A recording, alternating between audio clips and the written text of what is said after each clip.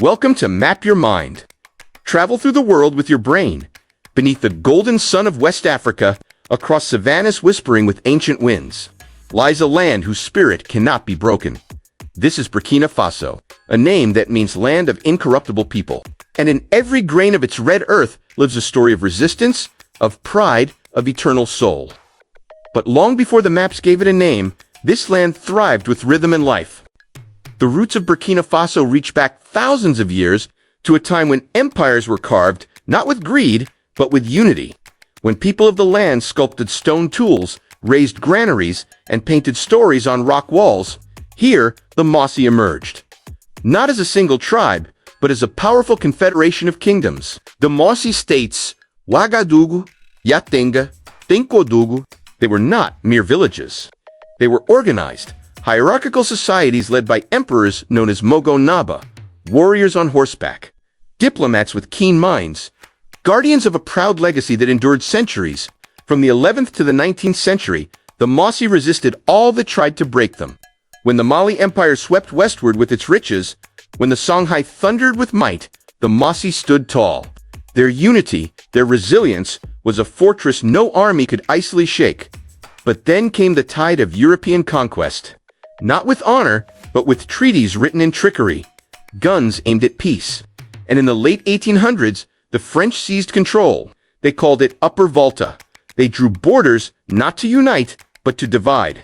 They restructured Mossi power, replaced thrones with colonial offices, and built an empire on the backs of forced labor. Yet even in the silence of oppression, voices stirred.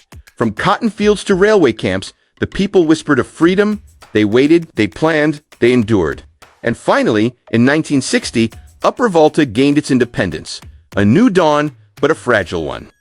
Leaders came and went, coups erupted like summer storms. But in 1983, something different arrived. A man with fire in his voice and dreams in his eyes.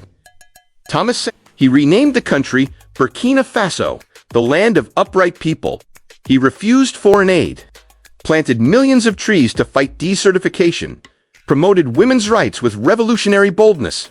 Sankara lived simply, rode a bicycle, banned luxury among officials, and in doing so, became a legend across Africa.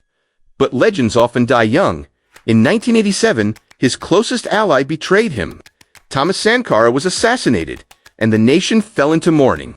The years that followed brought new rulers, unrest, and reflection. But the seeds Sankara planted would not vanish. They lived on in the hearts of the youth, in the arts, in the music, in the memory of what could have been. In 2014, after 27 years of authoritarian rule under Blaise, the people rose. With courage and unity, they forced him to resign. Once more, the spirit of the incorruptible roared to life. Today, Burkina Faso remains a land of struggle, but also of strength. It faces challenges of security, poverty, and political instability. But its people do not yield. They write poetry under hardship, they drum through their pain.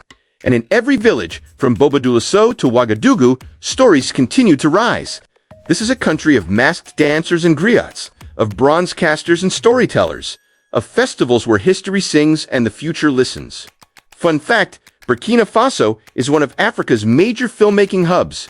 Its capital, Ouagadougou, hosts FESPACO, the largest African film festival in the world, a celebration of cinema as resistance, culture, and rebirth. Burkina Faso may not be rich in gold, but it is rich in soul. It stands tall, not because it has never fallen, but because it always rises again. This is Burkina Faso. Where will your mind travel next?